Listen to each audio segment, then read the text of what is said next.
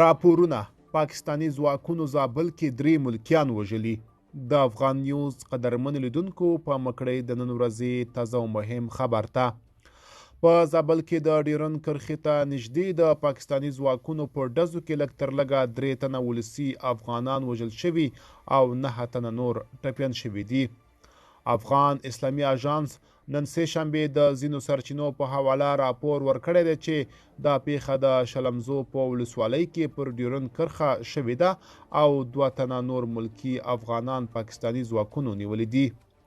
تر دې مخکې یوې سرچینې ازادي راډیو ته په دې پیښه کې چې پرون شوې د 2 تنو د وژل کېدو او 4 نورو د ټپي کېدو پخلی کړی و.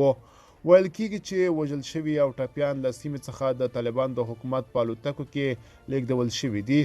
په دې وروستیو کې د شلمزو ولسوالۍ په اړوندو سیمو کې د ډیورند کرښې په اوږدو کې د پاکستان لوري لخوا د غزول شوي اغزن سیم کې یو دروازه جوړه شوې وه چې د اړتیا پر مهال پرانیستل کېده.